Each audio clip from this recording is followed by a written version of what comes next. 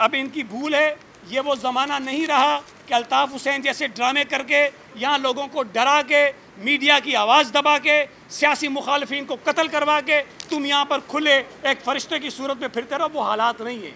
ہم اس وقت بھی بولتے رہے جب الطاف کا توتی بولتا تھا اور تمہارے دہشت گرد شہر میں دندناتے تھے.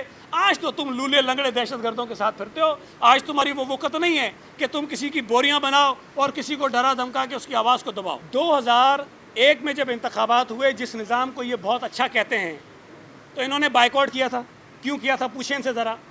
الطاف حسین کا بیان ریکارڈ پر ہے کہ 2001 کا نظام جو ہے وہ بالکل ٹھیک نہیں ہے اور اس سے پتہ نہیں کیا کیا نقصانات ہو جائیں گے، اس لیے ہم بائیکاٹ کر رہے ہیں.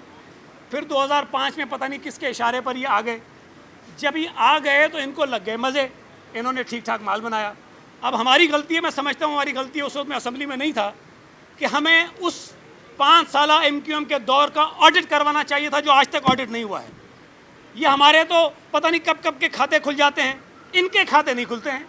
ہر وقت ان کے کھاتوں کو بند کرنے بچانے کے لیے کوئی آ جاتا ہے. ان کے کھاتے کھلنے چاہیے اصل میں. اگر 18ویں ترمیم کو انہوں نے چھیڑا تو پنجاب کے لوگ ان کو جوتے ماریں گے، باقی تو اب چھوڑیں. یہ خوف زدہ کر کے اردو بولنے والوں کو ساری زندگی انہوں نے اپنی سیاست کی ہے اور آئندہ بھی اسی طرز پہ چلنا چاہتے ہیں. وزیر بلدیات سندھ سعید غنی نے کہا ہے کہ ایم کیو ایم ابھی تک الطاف حسین کی پلائی ہوئی گھٹی سے باہر نہیں آئی ہے اور آج بھی وہ نفرت، لسانیت اور عوام کو ڈرانے کی سیاست پر عمل پیرا ہیں. یہ کبھی ضیاء تو کبھی مشرف کے فرنٹ مین بنے رہتے ہیں اور اب وہ پی ٹی آئی کے فرنٹ مین بن رہے ہیں. اس شہر کو، اس صوبے کو، اس ملک کو تباہ کرنے میں بہت سارے عوامل ہو سکتے ہیں، لیکن اگر کوئی ایک بظاہر پولیٹیکل جماعت کا آپ نام لیں گے تو اس میں سب سے اوپر جو ہے وہ ایم کیو ایم کا نام ہی آئے گا، جس کی وجہ سے یہ شہر تباہ ہوا.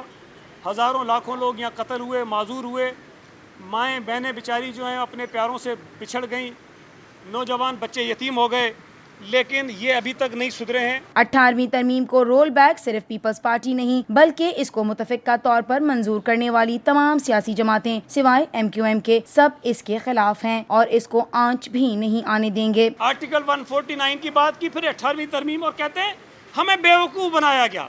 بڑے معصوم بچے تھے، لیکن چونکہ کوئی ایک تو ان کو پارٹنر چاہیے تھا پی ٹی آئی کو، تو انہوں نے استعمال کیا اس کو ایم کیو ایم کو.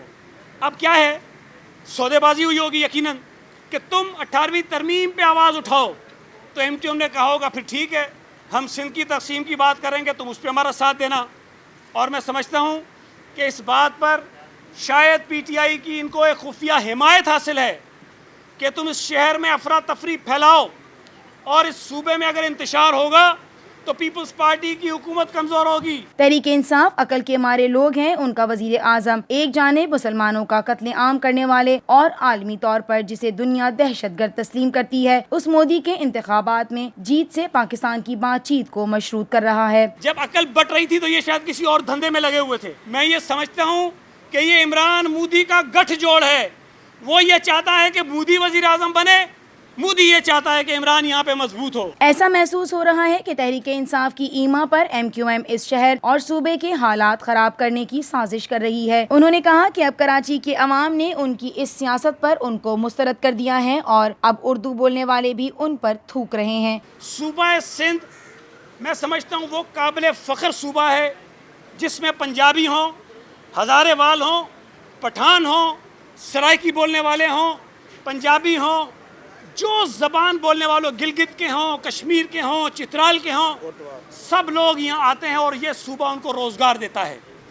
یہاں سب کو ملتا ہے. اردو بولنے والوں کو تو ہم سندھی سمجھتے ہیں.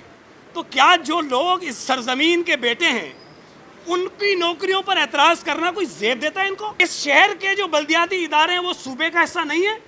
مجھے بتائیں کہ صوبے کے حصے کے جو ادارے ہیں وہاں پر نوکریاں جو آپ نے دی ہیں، کوئی کنٹوٹاواں لگائے، کوئی سارے دہشت گرد جو پکڑے جاتے ہیں، جو رینجرز پکڑتی ہے، جو انٹیلیجنس پکڑتی ہے، جو سی ٹی ڈی پکڑتی ہے، آدھے سے زیادہ ملازم تو یہ بلدیاتی اداروں کے ہوتے ہیں. کوئی واٹر بورڈ کا آج بھی سنیں، ان کے رابطہ کمیٹیوں کے جو ممبر ہیں وہ سارے ملازم ہیں سرکاری اداروں کے، تنخواہیں لیتے ہیں، ادھر کے نوکریاں کرتے ہیں. ان کی شرم نہیں آتی ہے ان کو؟ اتنا درد ہے یار. چھوڑیں، آپ کو سب پتہ ہے. دیکھیں 2010 میں جب 2001 کے قانون کو جو پروٹیکشن تھی 6 شیڈول میں وہ ختم ہو گئی، اس کے بعد تمام صوبوں نے، صرف سندھ نے نہیں، चारों सूबों ने 2001 के बल्दियाती निज़ाम को रद्द किया, मुस्तरद किया और नए नए कवानीन बनाए। ये सूबों का इख्तियार था। इसी तरह सूबा सिंध ने भी एक कानून बनाया, और सूबा सिंध ने जो कानून बनाया वो 1979 के कानून से कुछ मिलता जुलता है। वो तो नहीं है लेकिन मिलता जुलता है। अब ये कहते हैं कि जी हमारे इख्तियारात ने लिए, कोई इख्तियार नहीं लिया है। वाटर बोर्ड 79 के कानून में बल्दियात का हिस्सा नहीं था, केएमसी का हिस्सा नहीं था, केडीए उसका हिस्सा नहीं था, उसके बाद एलडीए एमडीए बने वो उसका हिस्सा नहीं थे।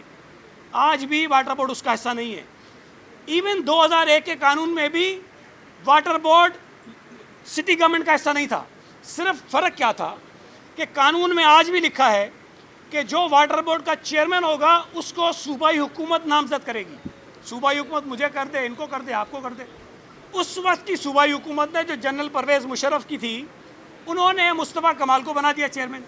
सिर्फ चेयरमैन बनाया गया था सिटी नाज़िम। हालांकि कानून सूबाई हुकूमत का था, इख्तियार सूबाई हुकूमत का था, केडीए उनके पास चला गया, ये सारी चीज़ें चली गई। आज केडीए अगर वापस आया है तो सिंध हाई कोर्ट के फैसले के नतीजे में आया है।